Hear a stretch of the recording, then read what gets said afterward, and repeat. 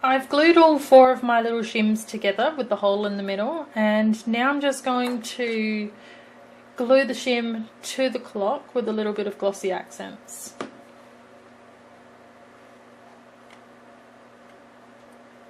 Just coming back to this front piece, I'm just going to go around and just inspect it for gaps like this one here. Big gaps is not really a problem because that's only really a few millimeters, so when you cover that with pattern paper, you're not even going to really see it. But I'm just going to put some glue in those gaps anyway, just to make sure that they hold nice and strong.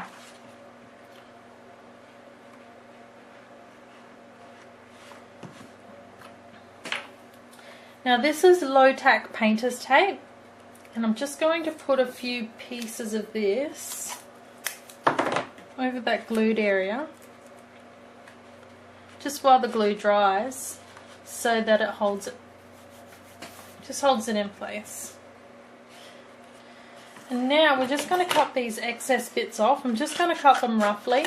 I don't want to cut too close just yet because we want to be able to fill up any, once we've stuck the back on, we want to be able to use the back to make sure that cut is straight. But I'm just going to take some excess off just to make it easier. Now I'm just going to put some more glossy accents on this and glue that in. But don't get the glue too close to the mechanism.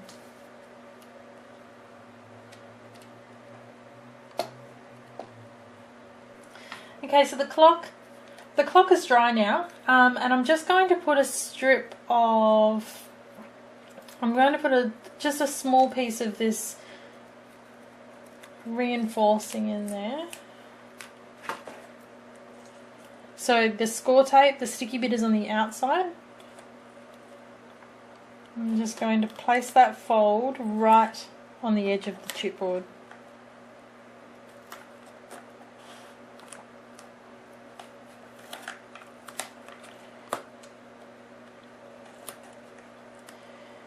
Now if you want to give it a go, you can put this strip all the way around. You can put this strip all the way around before you stick the front part on. But I'm actually going to do a fair amount of winging it, and I'm just going to pretty much just glue it all the way on. Because when I did the first one, the strips ended up making the front bow a little bit, and it didn't sort of sit straight. So this time I'm just going to hold the front down, and I'm just going to glue it and put little bits of tape around. Just to hold it in place while it dries.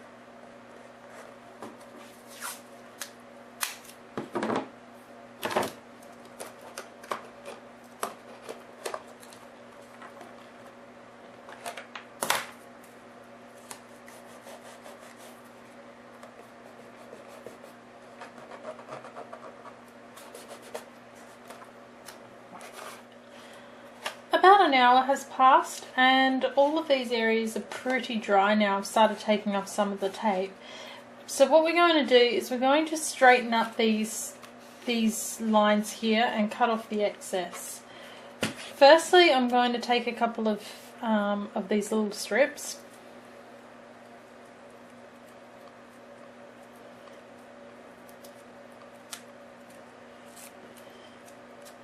And just put them inside on the side that we glued, not the side that already has the strips. So the side we glued, I'm going to stick them on in that side just to reinforce it a little bit.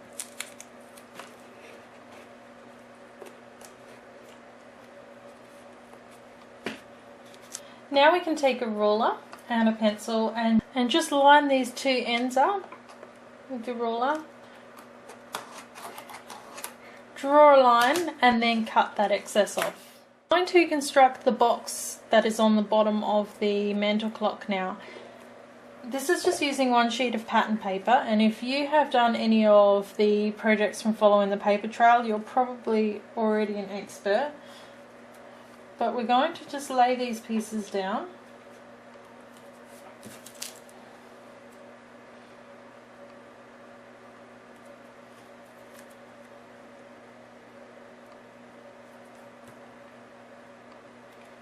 I'm going to leave a little bit of a gap in between each piece. I've run these through my Xyron, so they're sticky, but you can use glue or double-sided tape.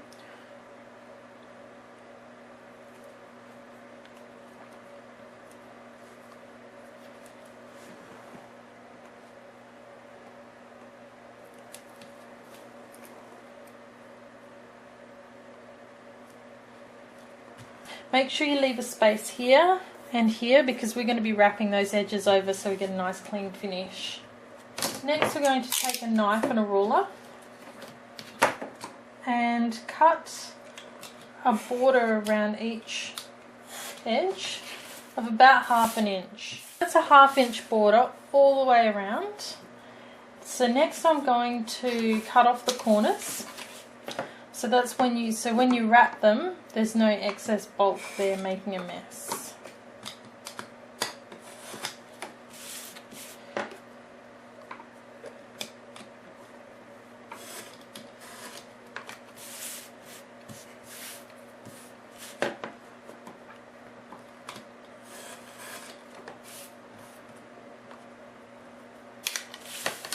So we're going to cut a slit into each corner.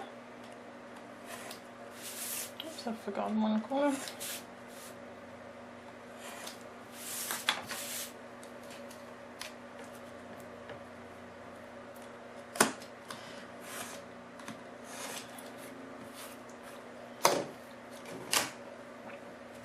And now we're just going to wrap all these edges over, just the 4 top edges, and stick them down with glue or score tape. Okay, so what I've done is I have wrapped over all 4 of the top edges, and I have put score tape on one flap and one side. So one flap, one side, one flap, one side. And that is on the long end because that's the front. We want it to look nice and neat. So to construct this, we're just going to take the score tape off. Fold the small one up, one on the small end, and that's going to go on the inside of the box.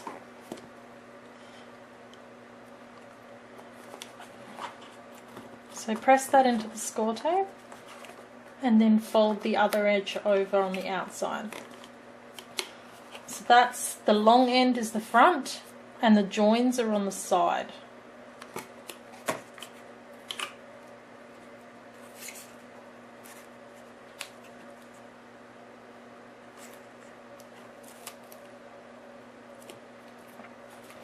Okay, so push the small flap in. Close the side up, press that small flap into the score tape, and then fold the long side over. I'm going to start decorating the clock itself. I'm going to cut out the pattern paper for the clock face first. I'm just going to trace around the template that I used earlier, and when I cut it out, I'm going to cut it out just slightly smaller than the line that I drew so that it fits in there nicely. So I've cut out my pattern paper, I've punched a hole in the center, and I've inked the edges, and I'm just going to glue this in now.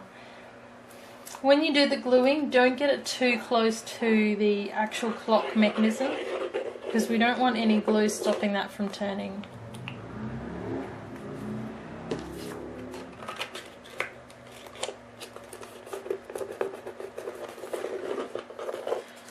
I have a strip of pattern paper that's about 1 1/4 inch because when I stick this in here, I actually want it to hang over. I want to go through with my craft knife and cut that back level.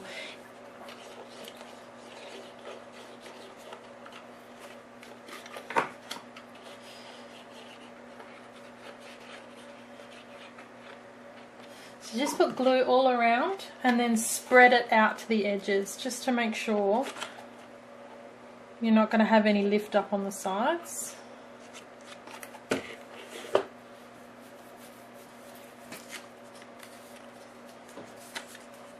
Place the pattern paper in.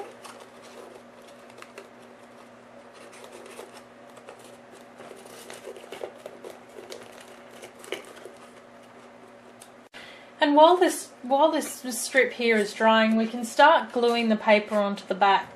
So what I'm going to do, you can actually get two, you can get front and back from a piece of 12 by 12 pattern paper. Just going to turn it over and put glue all over the surface. Then just use your finger just to rub that glue out to the edges.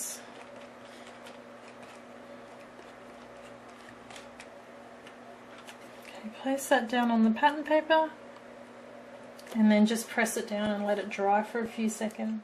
When you're ready to start cutting that off, I find it a lot easier if I have a really long blade, and then just slowly go around and cut it back flush with the edge of the chipboard.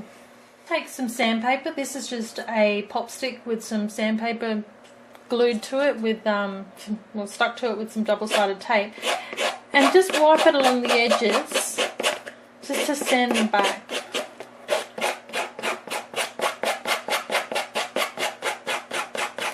Now we're just going to feel around for where that hole was and cut it out.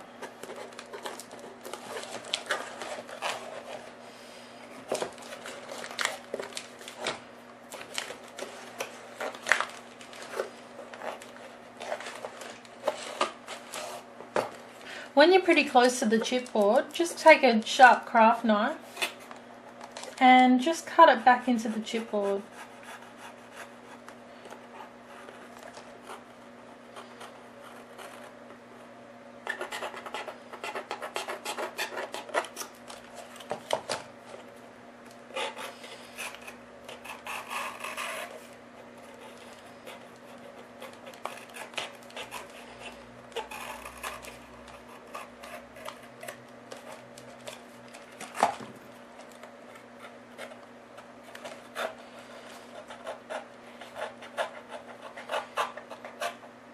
And that will give a nice finish to the hole. Then you can just go through and just clean it up slightly with the sandpaper stick.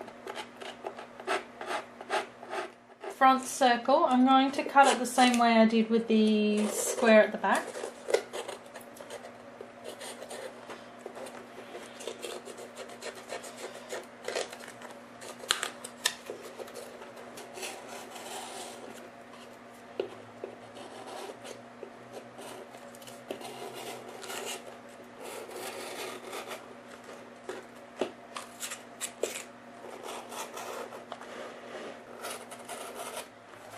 Then I'm just going to give it a quick sand.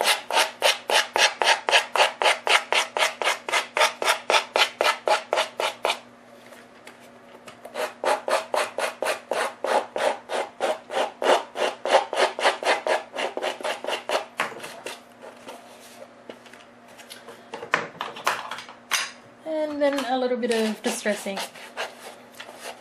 Distress ink hides so much, it's great.